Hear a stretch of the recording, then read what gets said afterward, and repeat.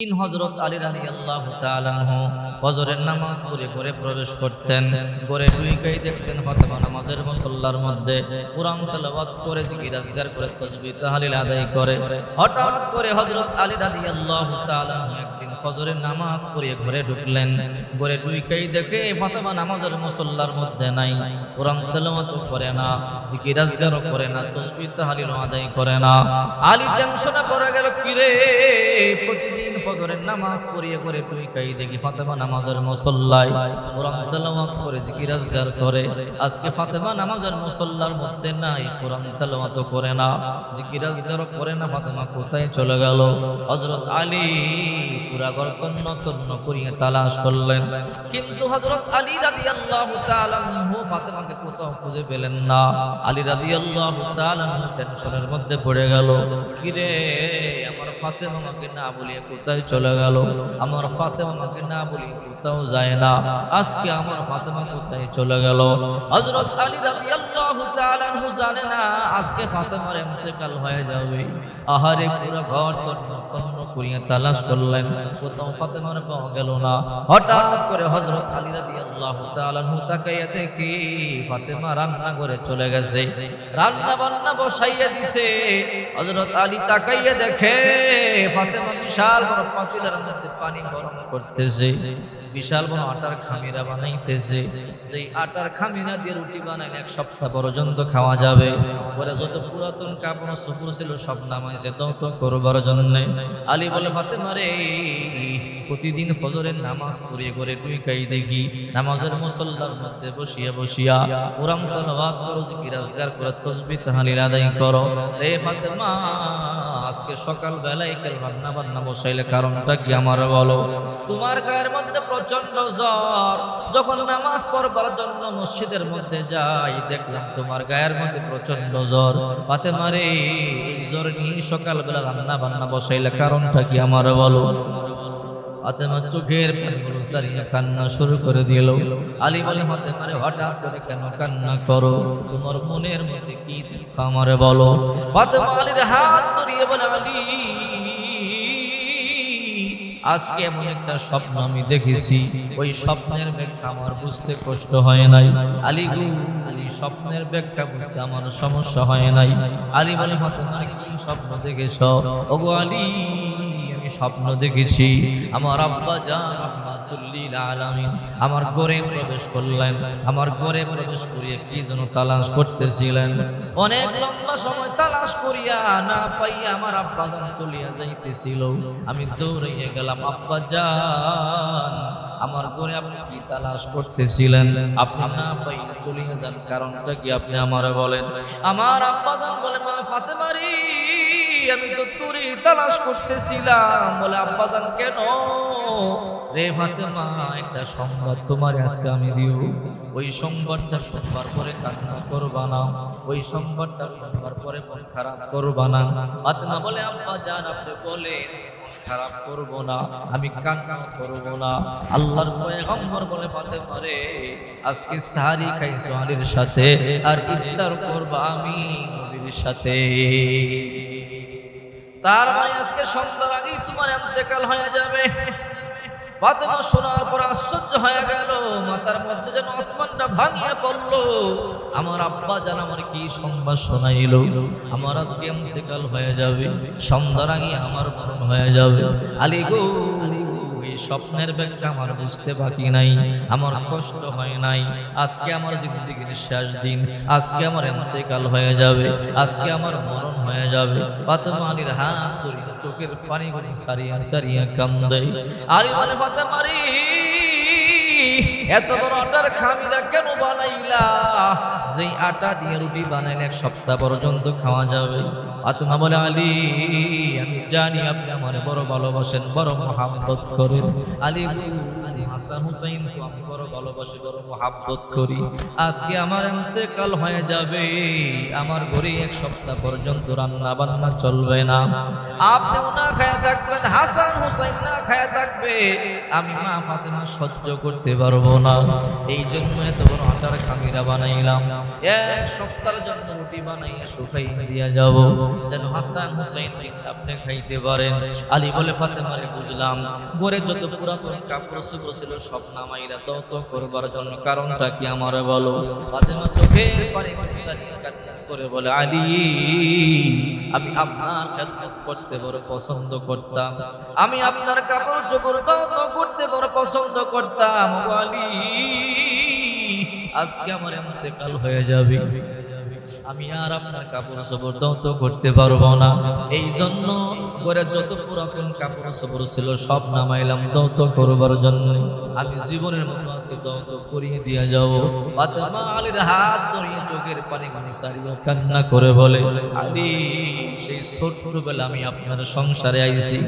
ওগো আলী আমার আব্বা জান, সেই ছোট্টবেলা আপনার সংসার আমার দিছে, যদি আমি কোনো ভুল করে থাকি আপনি আমার মাফ করিয়া দেন।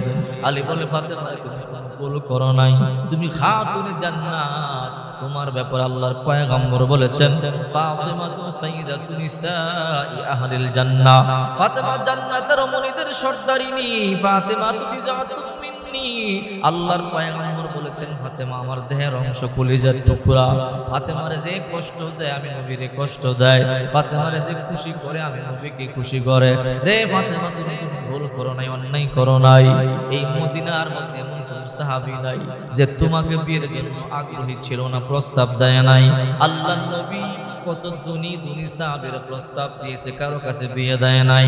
আল্লাহর নবী আমি গরীব আলীর হাতে তোমাকে তুলে দিছে। ওগো ফাতেমা এমন সময় গেছে 3 দিন পর্যন্ত আমার ঘরে চুলার মধ্যে আগুন ধরে নাই, এমন সময় গেছে 7 দিন পর্যন্ত চুলার মধ্যে আগুন ধরে নাই, এমন সময় গেছে 15 দিন পর্যন্ত চুলার মধ্যে আগুন ধরে নাই। কত কষ্ট তুমি করেছো ও ফাতেমা, যদি আমি তোমার কষ্ট দিয়ে থাকি আমারে মাফ করিয়া দাও। ফাতেমা বলে, আলী আপনি কোনো ভুল করেন নাই, আমি ফাতেমা ভুল করলে আমারে মাফ করিয়া দেন।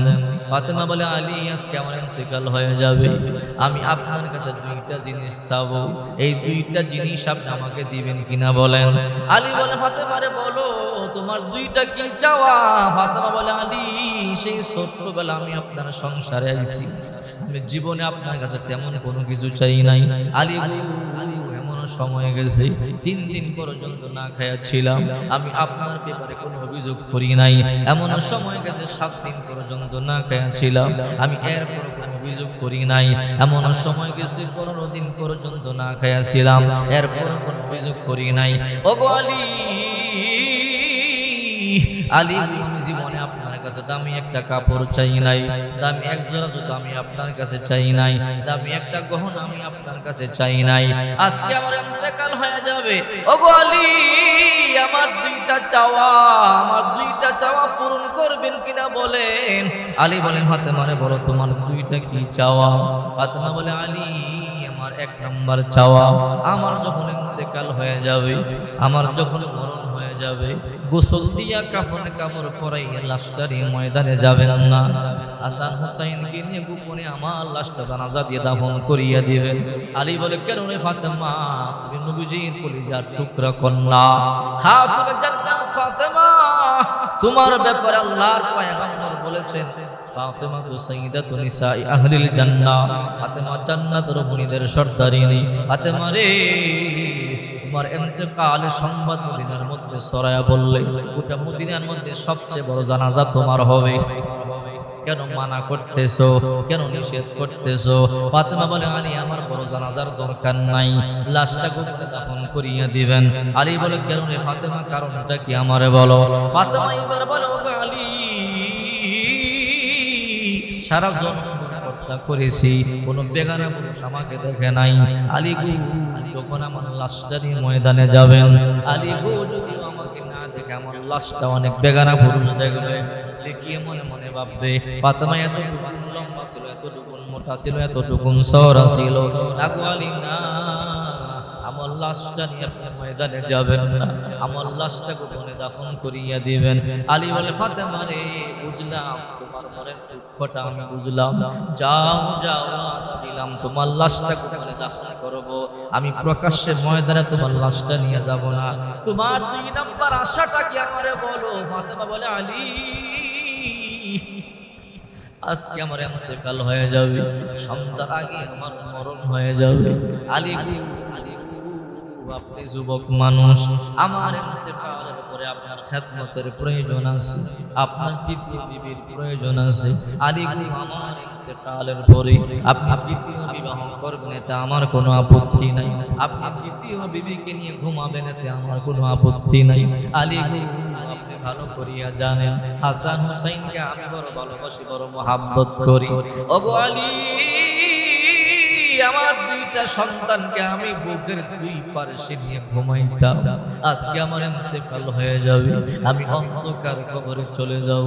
আলী, আমি চাইলেই আমার 2টা সন্তানকে বুকে নিয়ে ঘুমাইতে পারবো না।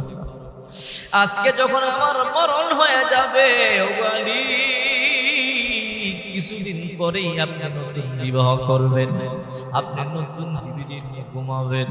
আলী গো, পাশের ঘরে আমার 2টা সন্তান হাসান হুসাইন গভীর রাত মা মা বলি চিৎকার করে কান্না করবে। আমার 2টা সন্তান গভীর রাত্রি কান্না করে বলবেন, মা তুমি কই?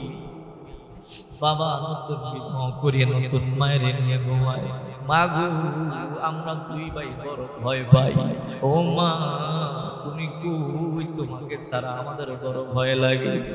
ও গো আলী, আমার 2টা সন্তান যখন গভীর রাতে মা মা বলিয়া কান্না করবে, আমি মা ফাতেমা কবরে তাই কোন সহ্য করতে পারবো না।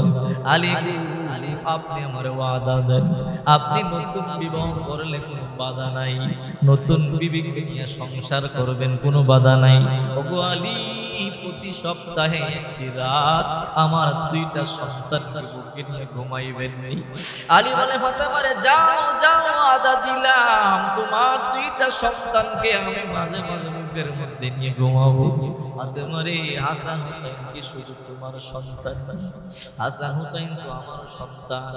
আলীর কাছ থেকে ফাতেমা জনমের মতো বিদায় নাই। ফাতেমার কান্নার আওয়াজ শুনে হাসান হুসাইন দৌড়াইয়া চলে এলো। মা, কেন আপনি কান্না করেন? ও মা, আপনার মনের মধ্যে কি দুঃখ আমাদেরকে বলেন। ফাতেমা বড় বুদ্ধিমতী ছিল।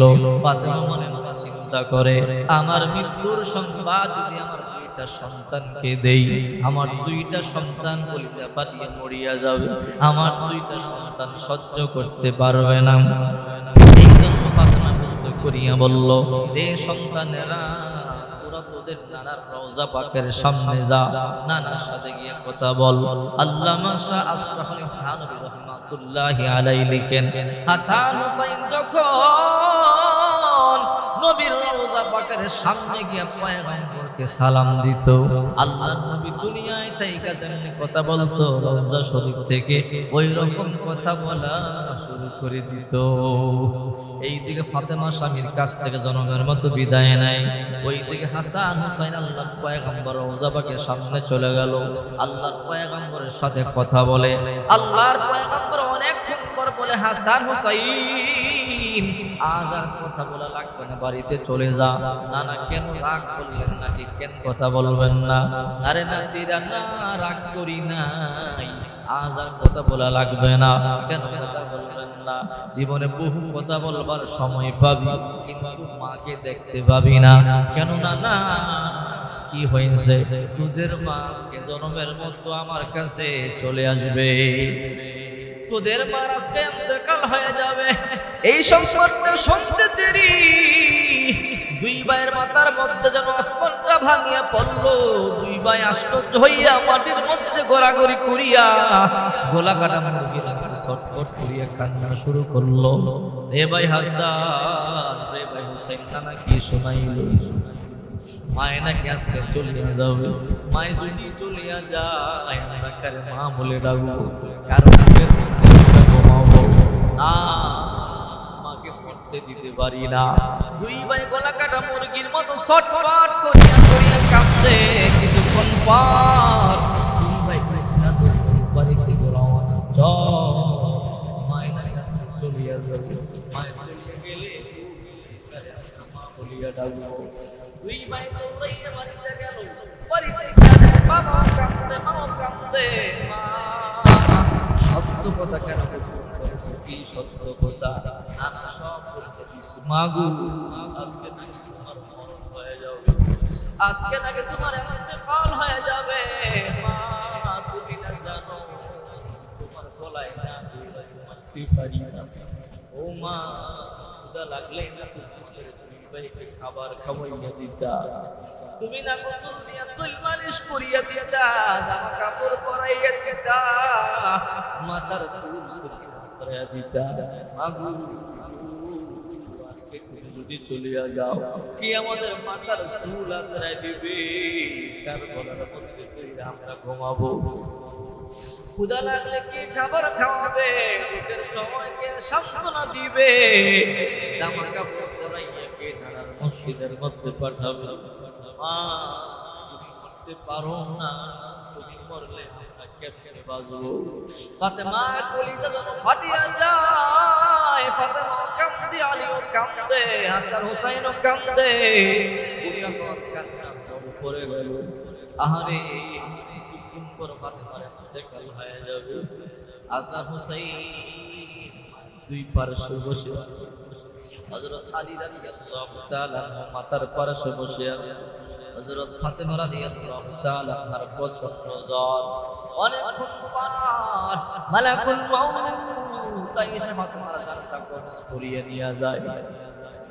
ফাতেমা লাশটা পড়িয়া থাকে। হাসান হুসাইন চোখের পানি সারিয়া কান্দে, আলিয়া কান্দে। কিছুক্ষণ পর গোসল দিয়া লাশটা খাটিয়ার মধ্যে হযরত আলী রাদিয়াল্লাহু তাআলা আনহু উঠাইলেন। খাটিয়া বহন করবার জন্য 4 জন মানুষের প্রয়োজন, কিন্তু হাসান হুসাইন দুই পাশে ধরল, আলী রাদিয়াল্লাহু তাআলা এক পাশে ধরল। খাটিয়ার তো আরেক পাশ খালি আছে, কে ধরবে? হযরত আলী রাদিয়াল্লাহু তাআলা চিন্তা করে। ফাতেমা তো বলেছে কাউকে বলবেন না, গোপনে দাফন করবেন, এত রাত্রে আমি কাকে ডাকবো? ফাতেমা তো নিষেধ করে গেল। হযরত আলী বড় টেনশনের মধ্যে পড়ে গেল। রওজা পাকের সামনে একটা সাহাবী ঘুমায়, নাম তার আবু যর গিফারি। হযরত আবু যর গিফারি রাদিয়াল্লাহু তাআলা একজন সাহাবী। হযরত আবু যর গিফারি খাদেমে খায়রুল বাশার, खदमतों में जिंदगी पर न बनाया अपना घर, खदमतों में जिंदगी पर न बनाया अपना घर। हजरत अबू जर गफारी রাদিয়াল্লাহু তাআলা আনহু এমন একজন সাহাবী, আল্লাহর পয়গম্বর খিদমত করতে করতে জিন্দেগিতে একটা ঘর বানাইবার পর্যন্ত সময় পায় নাই। আবু যর গফারি রাদিয়াল্লাহু তাআলা আনহু আল্লাহর পয়গম্বরের রওজা পাকের সামনে ঘুমায়। আবু যর গিফারি স্বপ্ন দেখে আল্লাহর পয়গম্বর বলে, আবু যর তুমি আমার রওজা পাকের সামনে আরামে ঘুমাও, আমার ফাতেমার ঘরে কান্নার রোল পড়ে আছে। আবু যর রে, আমার ফাতেমার ইন্তেকাল হয়ে গেছে। আলী লাশটা খাটিয়ার মধ্যে নিয়ে বসে আছে। আরে আবু যর, খাটিয়া বহন করবার মতো আরেক দরকার, তাড়াতাড়ি যা ফাতেমার লাশের খাটিয়া বহন কর। আবু যর গিফারি রাদিয়াল্লাহু তাআলা আনহু দৌড়াইয়া আলীর বাড়িতে চলে আসলেন। দরজার মধ্যে নক করলেন, ওগো আলী দরজা খোলো। আলী বলে, আলী আমার দরজার মধ্যে কে? বলে, আমি আবু যর গিফারি।